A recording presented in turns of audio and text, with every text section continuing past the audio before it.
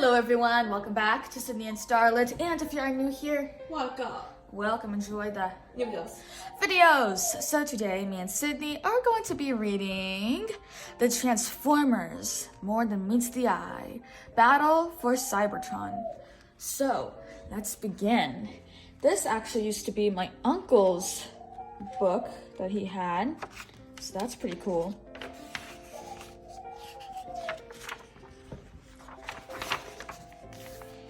A terrible war between good and evil raged on the planet Cybertron. But this was no ordinary war, and the fighters were not ordinary men. In fact, they were robots.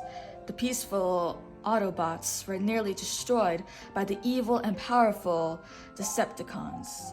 The Decepticons' plans to rule Cybertron and then make war upon the entire universe. But the Autobots fought back.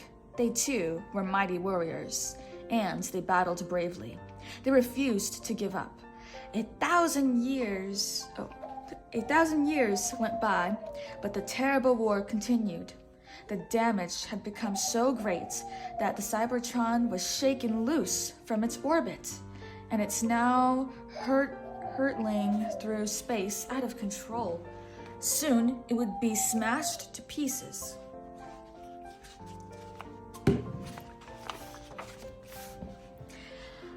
Optimus Prime, the largest, strongest, and wisest of all the Autobots, wanted to save their world. "Who will go with me into space?" he asked the Autobots. "I'll go," the smallest of the Autobots cried out.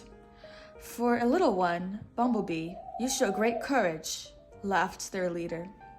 Then he turned to the others and challenged, "Who else among you is as brave as Bumblebee and will join me?"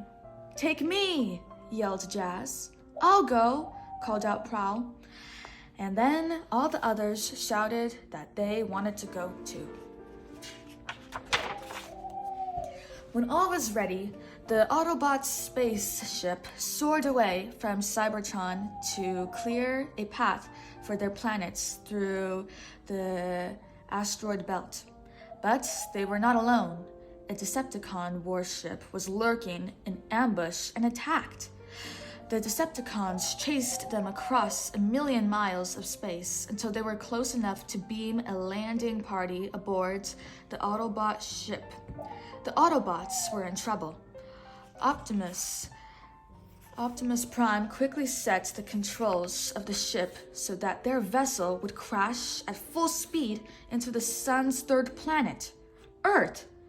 The ear-shattering sound of the Autobot ship smashing into the Earth sent the mighty dinosaurs running in terror. Then all was quiet for the next 4 million years.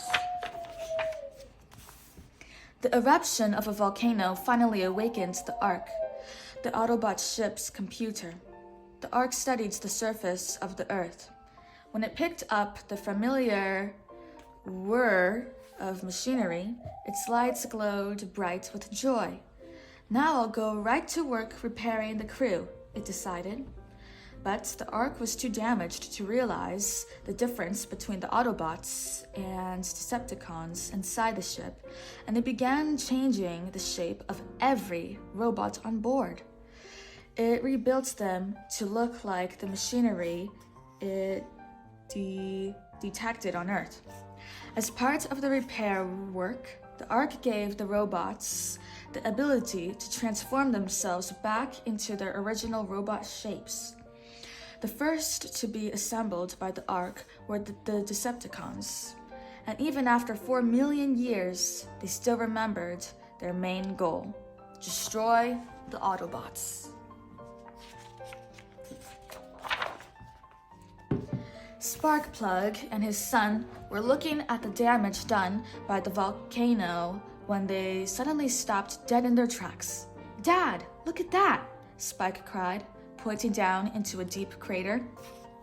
What they saw were jet planes flying out of a strange, battered spaceship. The jets landed on the far side of the crater and transformed themselves into huge, frightening robots. Hide behind that boulder, Sparkplug said, pushing his son towards safety. It doesn't take a genius to know that something weird is going on here. While Sparkplug and Spike watched, the Decepticons gathered in battle formation and aimed their combined firepower on the ship with the Autobots still inside. But as they were about to fire, the Ark sensed danger. Better put up the defense shield, it said to itself. When the blast was deflected, the Ark blinked its lights and sighed. Phew, that was just in time. The Decepticons' leader, Megatron, angrily turned to the others and scolded. Our power levels are too low. We must search out new sources of fuel on this planet. Then we'll come back and crush the Autobots. Welcome our cat Muta here in the middle of our video.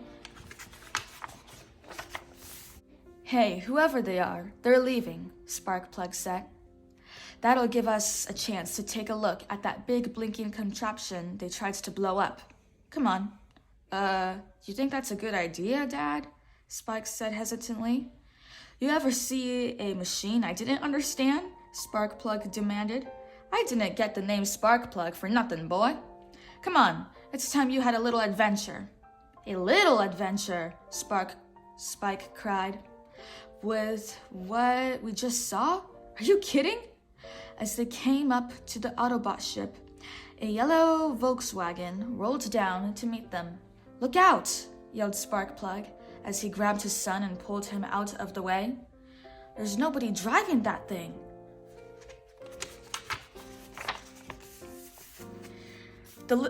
Muta, your paw. The little V... Hi, Muta, I gotta read this. The little VW stopped immediately. What are you? It asked in a thin, squeaky voice. Sparkplug looked around for the voice. It's the car, Dad, Spike said. It's talking to us. Realizing Spike was right, Sparkplug explained. We're humans. What are you? I'm an Autobot. My code name is Bumblebee. Will you help us? Bumblebee explained about the Autobots and the Decepticons. We saw those Decepticons, said Spike. They turned from jets into robots. Then they tried to zap your ship. They didn't look too friendly. You're right, said Bumblebee. And their attack damaged the Ark, our ship's brain. We are in desperate need of help. You're talking to the right man, said Sparkplug. Let's get at it. Sparkplug had never seen machines like these before, but he fiddled with them until the wreckage of the Autobots formed into a fleet of cars and trucks. Optimus Prime gave the signal, and suddenly Sparkplug and Spike were surrounded by gigantic robots. One Jeep, though, didn't take part in the transformation. Optimus Prime said, "That's Hound. We need him to ride out over this rough ground. We have to find a source of power, or we'll never survive on your world." Hey, if you're looking for power, suggested Sparkplug, you won't have to go far. We're sitting right next to a volcano. You can tap into that underground power. We better get home, Dad, Spike said. You are our friends, said Optimus Prime simply. Hound, take them home. On the way home, just outside their city of Kimball, they spotted the Decepticons swooping down into a nuclear power plant. A second later, the lights in Kimball went out. The Decepticons had drained all the power. Hound knew he should get back to warn the other Autobots. Spike sensed Hound's problem. I think I need just a little more adventure today, he said. Hear that, Hound? Said Sparkplug. That means you'd better turn around and race back to base. And hurry. Hound zoomed like a race car over miles of bumpy hills. There wasn't much time. The Decepticons would soon be finished with the nuclear power plant, and then they'd head straight for the Autobots. But they made it. Hound gave his warning to the others, and then Optimus Prime announced their strategy. "We must use the element of surprise," he said. "The Decepticons don't know what form we've taken. Let them come here and attack. We won't be here. The Ark will defend the ship. We'll draw them into a trap where they least expect us." He turned to Bumblebee and ordered, "You take Sparkplug and Spike and keep them out of danger. If any of the Decepticons try to outmaneuver us, warn us by flashing your headlights 3 times." "Yes, sir." "Now," said Optimus, "let's go."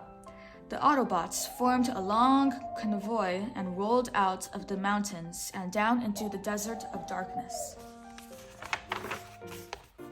Later that night, the Decepticons attacked the empty Autobot ship.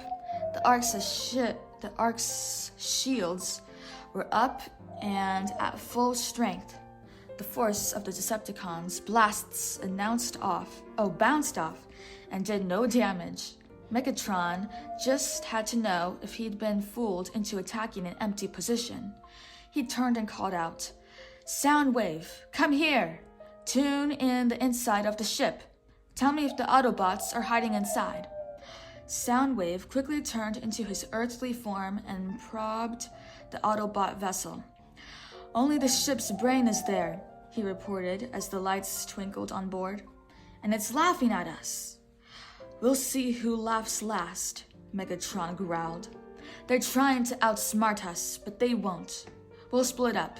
Half will circle north to south, the other half south to north, and then when we find them, we'll have them trapped between us." As the sun rose over the desert, the Autobot convoy spotted the Decepticons, but the jets screaming toward them from the south only saw a long line of cars down below. "Let me at him!" the red Porsche code named Cliff Jumper shouted. "Wait for my signal," ordered Optimus Prime. Soon the jets would be right on top of them. "Wait, hold on, now!" The line of cars suddenly transformed itself into massive Autobot robots with their weapons aimed up into the sky. "Fire!" came the command. The Decepticons were completely fooled. "We've got them this time," shouted the Autobots. But Optimus Prime wasn't so sure. This seemed too easy, and it worried him. From half a mile away, Bumblebee, Sparkplug, and Spike watched the battle. "Oh no!" cried Bumblebee. "They're coming from the other direction too!" "Give the signal," said Sparkplug. Bumblebee blinked his headlights 3 times, over and over. "I don't think they see it," Spike said in a shaky voice. Sparkplug slapped his forehead. "You're right. The sun is right behind us, and it must be blinding them." Spike looked up at his father and said, "I'm about to have more adventure, right?" "Just a little," his father teased. "Okay, let's go, Bumblebee." Bumblebee, Sparkplug, and Spike got there with their warning just seconds to spare. Optimus ordered his troops to form a circle, and a moment later, the battle exploded over the entire desert sky. The Decepticons were at full force, and it was Starscream firing his null-ray rifle who did the most damage. He struck Optimus Prime, short-circuiting him. With their leader out of action, the Autobots started to panic. The Decepticons surged forward, sensing victory. Meanwhile, Sparkplug was digging inside Optimus Prime's body and doing some very fast tinkering. Suddenly, Optimus snapped back on as good as new. the Autobots took heart from the return of their leader, and the tide of the battle turned. The Decepticons had enough.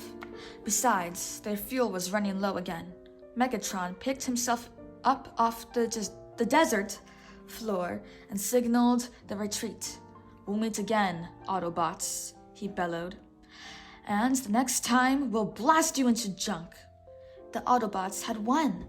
Finally, Optimus quieted their cheering and said, "We have had a great victory today, but it was possible only because of the help of our friends, Sparkplug and Spike. Earth must be a wonderful place if it holds such fine humans as these. We must vow to protect this planet from the Decepticons, just as if it were our beloved home. Cybertron, as far as we're concerned," said Sparkplug, "Earth is your home. You are our kind of machines. Right, Spark?" "Right." The end. So that is it for today, everyone. We really hope you all enjoyed it, and we'll see you all next time. Bye-bye. Bye-bye. Pick out your favorite page. Hi, Muta.